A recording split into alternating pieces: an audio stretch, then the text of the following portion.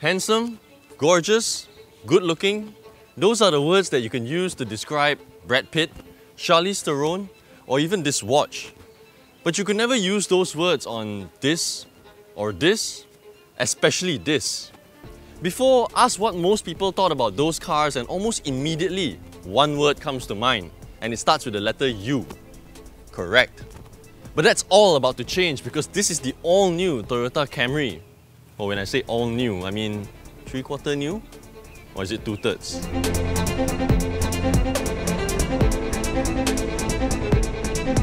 This car review episode is powered by the all-new Petronas Premax 95 with Pro Drive. So I've got 3 things to touch about this car. Is it a car for the modern day in terms of design and features? Does it matter all that much that the powertrain was from 2 generations ago? And more importantly, is it worth the 189,000 ringgit asking price? So when Toyota started penning this all-new look, they had 3 things in mind. It needed to have a low center of gravity, a practical yet emotionally styled cabin, and an upscale image both on the inside and on the outside. And as a result, the car is now lower by about an inch, and with all the curves and swoops around the body, it looks like a sculptured ornament rather than just a box like this. What the heck is that? So aside from achieving this ground-hugging look, Toyota also says that this new car is now more aerodynamic. And while I'm not an aerodynamic expert, looking at how the lines flow from the front towards the side and onwards to the back, along with all these little fins here scattered all over the car, it does look the part. I guess there's no other way to prove it unless you have a wind tunnel in your backyard. So we're just gonna have to take their word for it. I never thought I'd say this, but I'm actually quite a big fan of how this new Camry looks like. From the automatic LED headlamps with auto high beam, those 18-inch wheels, this deep red paint job, and I especially appreciate the fact that they've carried forward the twin tailpipe design at the back. It's just more symmetrical. But there are a few things that bother me, like this badge for example here. The most important representation of a car, the first thing people see when they look at the new Camry, it just looks cheap. The old one wasn't like that, it was a properly molded piece, like a badge, a proper emblem. And then there's this puddle light housing here, which the foreign market models don't have. It looks makeshift, like it's missing a panel. While I appreciate the usefulness and thoughtfulness of having the puddle lights here, I wish it was a bit more discreet. This one just ruins the entire side of the car. Back here, I like how the tip of the boot swoops up, flowing seamlessly with the car's design. And me personally, being a fan of DuckTales, this works for me. While it may not have hands-free boot access, it does come with a massive boot that's 10 litres bigger than before.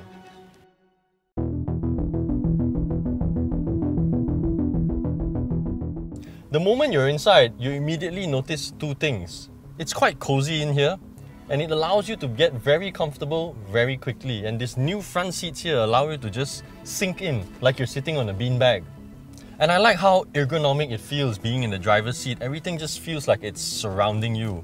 Very BMW. Wait, that's a different car, right? Secondly, there's this massive Y-shaped center console that looks like someone who is sitting down and crossing their legs. While I'm not a big fan of it, I suppose it's nice to see something different for a change. At least it still offers sufficient storage space in the glove box, above and underneath the wireless charging deck, and especially under this massive armrest. Up front here, this touchscreen infotainment system linked to a 9-speaker JBL sound system is actually quite easy to get around.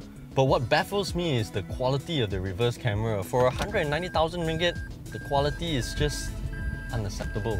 And then you have a head-up display right up front here, which could be useful to some, and another TFT unit between the 2 Optitron meters, which displays plenty of information and it's quite easy to get around.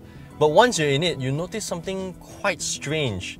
To control the rear blinds, you actually have to be inside there to switch it on and off. I mean, what's wrong with having a button around here? There's some space here. It's quite a cool feature to have in a Camry especially. Why not show it off? What's also quite troubling is the lack of space in the door compartment here. I'm not sure what kind of bottle you can fit in there, maybe a baby bottle? What I'm also quite relieved is that Toyota has finally decided to make do without the wooden trims and instead replace them with this sort of unique surface right here. Let's just face it, Toyota in the past has made some pretty hideous looking wooden trims. Ew. Rear air vents, charging ports and sun blinds are all part of the rear seat package. What's quite clever are the curves on the head lining, which frees up even more headroom to go with the generous amounts of knee room and leg room.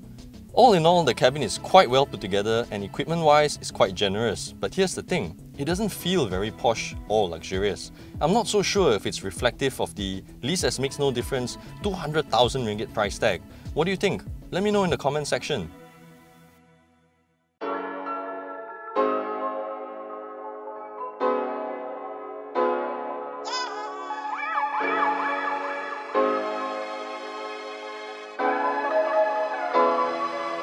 Now, let's address the elephant in the room. The carried over engine and transmission that everyone, and I mean everyone, is raging about. It's okay, I can understand the disappointment. It's like buying new shoes and the guy at the shop tells you, use back your own shoelace, huh? I won't accept that either. But what if it was a new pair of shoes but with your old inner sole that's comfortably worn in and still usable? You might be okay with it, right? May not be such a big deal, right? Having driven the car for almost a week, day in, day out, I feel like I'm in a good position to say that that's how the car feels. There's no point harping about the old powertrain anymore. It's done. Instead, I feel like the real question to ask is whether it has affected the car's behavior or as an overall package. And I'd actually say no.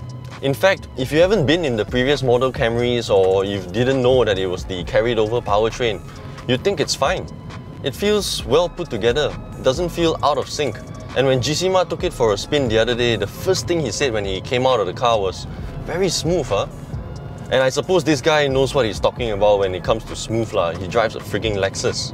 When you're in urban areas, power delivery is actually seamless, and if I need to change gear manually, just pop the lever to the left and it's fairly responsive. But I do have a problem with it. Above 4,000 RPM, it just feels too harsh, like I'm stressing the engine. It's as if I'm running while carrying someone that's twice my weight on my back. It just feels like If there's one downside to this carried over powertrain, that would be it. And considering that Toyota is trying to project an upscale image with this car, this doesn't really feel like it. It doesn't really feel very modern as well. I know it's nice to have new things, but in real world conditions, it really isn't a standout issue at all. When it comes to new things or new tech, especially in a car, I believe there are two schools of thought. Hear me out. Because it's new, it could be unproven in the real world and in the long term. And because it's more high-tech, replacement parts could even be more expensive. On the other hand, a proven formula isn't a bad thing at all. You know it can take a beating. Just buy and drive. And because it's been around for so long, you know that parts would be widely available. And as the saying goes, if it's not broken, don't fix it. It's not like it feels underpowered, I wouldn't go so far as to say that. And it's not exactly a heavy drinker as well. For the last 2 tanks, I've done more than 450 kilometers. It's not great, but it's not bad either. And the second thing I'd like to point out about this car is the ride and handling, and there's just no other way to say it. It just baffles me.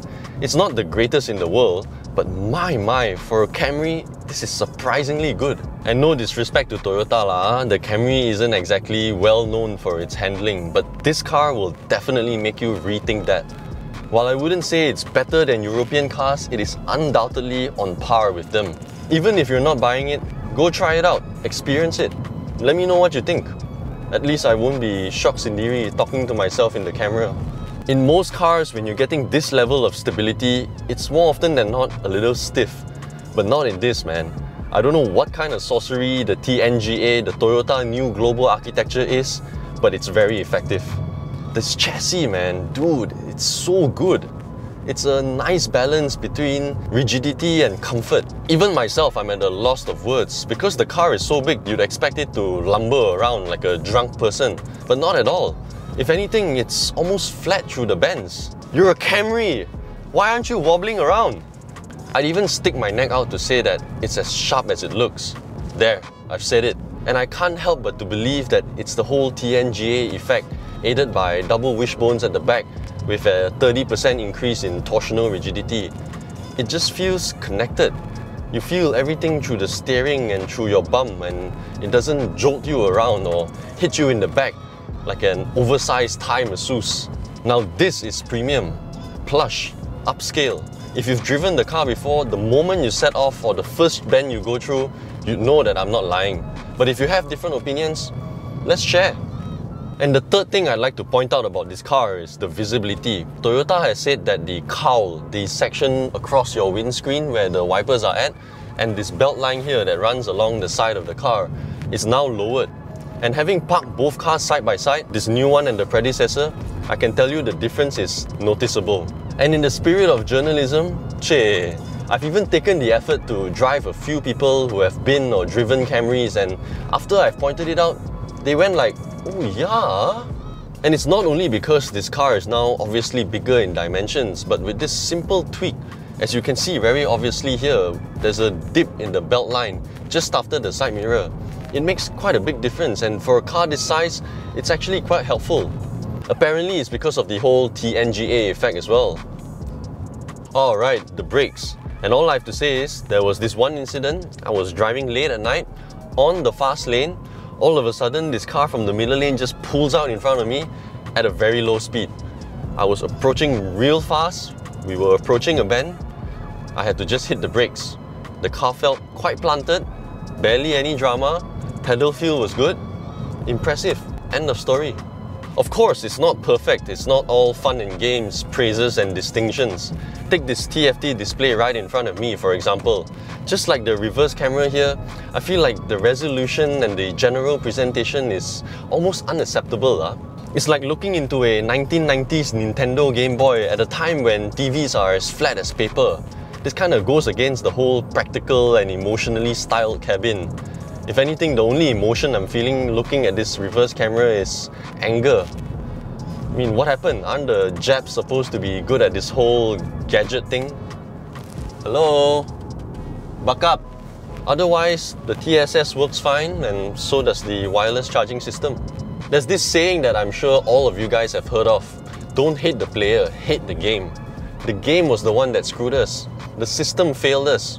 You can dislike our import tax structure, but don't dislike the car. To me, honestly, it's fine. At this point, if you ask me if it's worth 190,000 ringgit, I'm more inclined to say no because of what the other alternatives are priced at. But if you can look past all the shortcomings, the little quirks, and fork out the extra money, I don't think you'll be disappointed. This is quite a solid product. In fact, once you start driving it, you probably wouldn't even care about the price difference. At this price point, you buy the car because you want it, not because it's cheap. 190k is not a small amount, but 170k is not cheap either. But if that does bother you, perhaps you may have overlooked your budget a little bit. Maybe stay in the C segment, maybe even lower.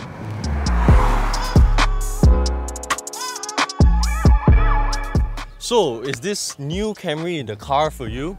If you can look past the fact that it's still utilizing the old powertrain and appreciate the new design, the new features, how it rides and how it handles, then yes. But if you think that for 189,000 ringgit that you can get something even better, then perhaps not. For more information on the new Toyota Camry, do log on to AutoBuzz.my. If you enjoyed this video, hit the like button, share and subscribe to our YouTube channel. Don't forget to hit the bell icon for the latest notifications on our newest videos. This car review episode is powered by the all-new Petronas Premax 95 with Pro Drive. Move like never before. So, is this 3/4 new Camry the car for you? Why you say 3/4, huh? It is 3/4 what? You're a Camry! Oh. Why the pronunciation? Oof. What's that smell? Yesterday's curry.